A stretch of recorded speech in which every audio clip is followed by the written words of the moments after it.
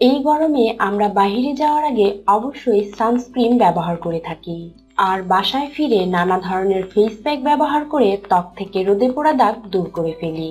আবার রোদ থেকে হাতকে রক্ষা করার জন্য পুরো হাত ঢেকে রাখা যায় এমন ড্রেস পরেন অনেকেই, কিন্তু পায়ের দিকে কোনো লক্ষ্য না রাখার ফলে তা পুরোপুরি রোদে পুড়ে যায়।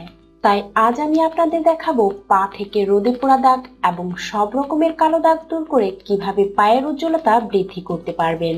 তাহলে চলুন শুরু করা যাক। এর প্রথম স্টেপ সবারই জানা।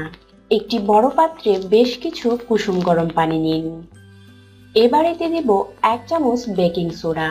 এখানে বেকিং সোডা ইউজ করতে হবে, বেকিং পাউডার ইউজ করলে কাজ করবে না। এরপর এতে দেব 1 টেবিল চামচ শ্যাম্পু। তারপর এটাকে মিক্স করে নিতে হবে।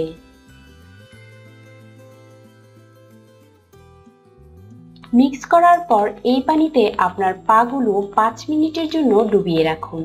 এতে করে ডেড সেলস গুলো নরম হয়ে যাবে এবং তা দূর করতে সুবিধা হবে। এবার 1 টুকরো লেবু নিন এবং এর রসটা এই পানিতে দিয়ে দিন। তারপর এই লেবুর টুকরোটির সাহায্যে আপনার পুরো পায়ে ভালো করে ম্যাসেজ করুন। এতে করে আপনার পায়ের সকল ট্যান দূর হয়ে যাবে। এর পাশাপাশি কালো দাগ এবং মৃতকোষ দূর হয়ে পায়ের উজ্জ্বলতা বেড়ে যাবে। লেবুর টুকরোটির সাহায্যে 3 থেকে 4 মিনিট এইভাবে ম্যাসেজ করতে হবে। তারপর আপনার পায়ের গোড়ালিগুলোকে পরিষ্কার করে নিন। এইভাবে পরিষ্কার করার ফলে আপনার পা ফাটা দূর হয়ে যাবে এবং পা হয়ে উঠবে নরম ও কোমল। পায়ের গোড়ালি পরিষ্কার করার পর আপনার পাগুলোকে ঠান্ডা পানি দিয়ে পরিষ্কার করে নিন।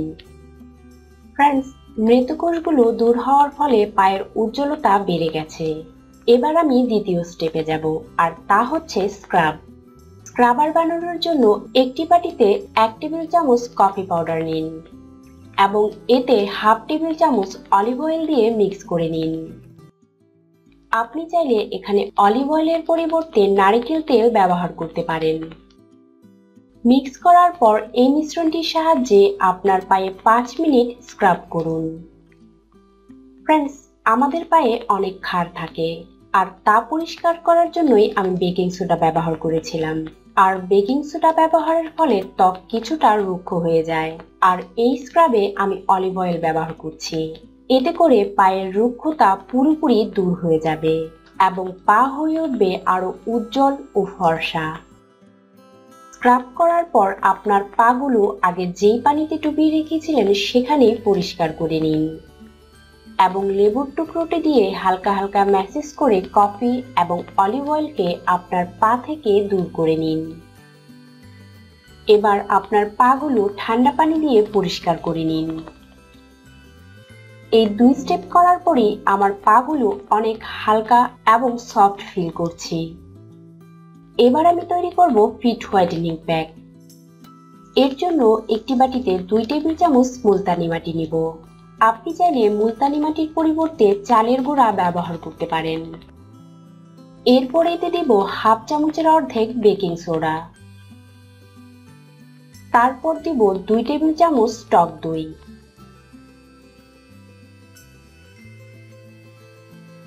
সবশেষে এতে সামান্য পানি দিয়ে ভালো করে মিক্স করে নিতে হবে।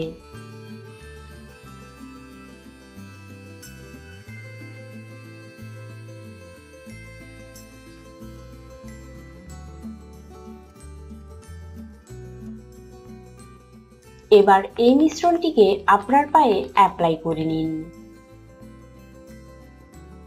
ফ্রেন্ডস, এখানে ব্যবহার করা প্রত্যেকটা উপাদান আপনার পাকে সফট, স্মুথ এবং উজ্জ্বল করতে ভালো কাজ করবে।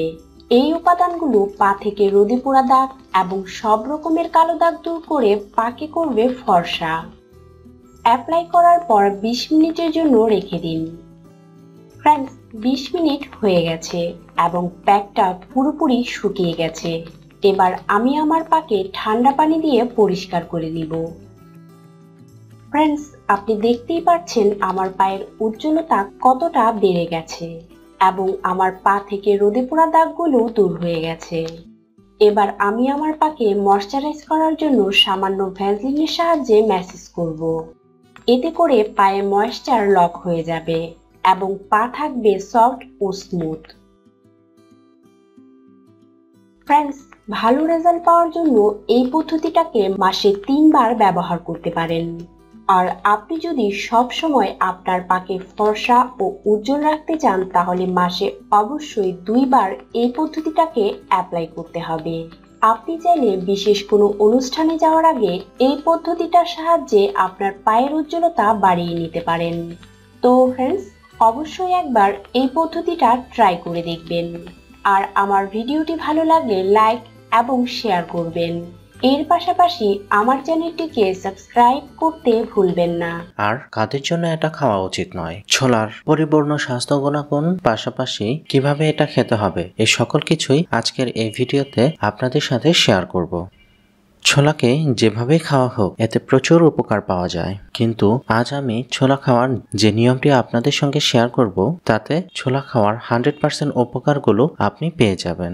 সবার প্রথম চলুন দেখে নেওয়া যাক ভেজানো ছোলার উপকারিতা। আর এর জন্য 25 গ্রাম ছোলা নিয়ে ভালো করে পরিষ্কার করে নিন। আর খাওয়ার জন্য অবশ্যই ভালো, সুন্দর ও বড় বড় দানা নেওয়ার চেষ্টা করবেন।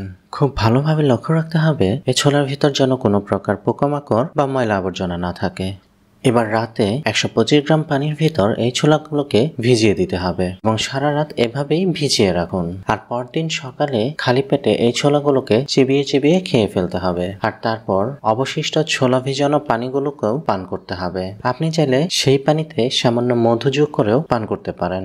দেখতে খুবই সাধারণ এই ছোলা শরীরকে সুস্থ রাখতে ম্যাজিকের মতো কাজ করে। আর এই ছোলা খাওয়ার মাত্রা ধীরে ধীরে 25 গ্রাম থেকে 50 গ্রাম পর্যন্ত নিয়ে যেতে পারেন। আপনার যদি কাঁচা ছোলা খেতে খুব কষ্ট হয় তবে সেক্ষেত্রে ছোলাগুলোকে হালকা সিদ্ধ করেও খেতে পারবেন। এর ভিতর প্রচুর পরিমাণে রয়েছে ভিটামিন, খনিজ লবণ, ম্যাগনেসিয়াম ও ফসফরাস। ছোলা খুবই উচ্চমাত্রার প্রোটিন সমৃদ্ধ একটি খাবার, তাই যাদের দেহ অতিরিক্ত দুর্বল ও লিকলিকে তারা এই ছোলা নিয়মিত খেতে পারেন। ছোলা শর্করা গ্লুকোজ হয়ে রক্তে জমতে দেয় না, তাই ডায়াবেটিসের রোগীদের জন্য এই ছোলা অত্যন্ত উপকারী। যৌন শক্তি বৃদ্ধিতেও খুবই কার্যকরী ভূমিকা পালন করে এই ছোলা। ছোলা হার্ট ভালো রাখতেও খুবই সহায়ক ভূমিকা পালন করে। এর ভিতর প্রচুর পরিমাণে ফলিক অ্যাসিড রয়েছে, তাই মেয়েরা যদি নিয়মিত ভেজা ছোলা খেতে পারেন তবে কোলন ক্যান্সার এবং রেকটাল ক্যান্সারের মতো রোগ থেকেও দূরে থাকতে পারবেন। তাছাড়া নিয়মিত ছোলা খেলে উচ্চ রক্তচাপ নিয়ন্ত্রণে থাকে, পাশাপাশি হার্ট ভালো রাখতেও খুব সহায়ক ভূমিকা পালন করে। এর ভিতর অধিক মাত্রার আমিষ রয়েছে যা মানুষকে শক্তিশালী ও সবল বানায়। এছাড়াও রয়েছে অ্যান্টিবায়োটিক, তাই ছোলা খেলে বডির ভিতর রোগ প্রতিরোধ ক্ষমতা অনেকাংশে বৃদ্ধি পায় এবং বিভিন্ন ধরনের ভাইরাস জনিত রোগ থেকে আমাদের দেহকে রক্ষা করে।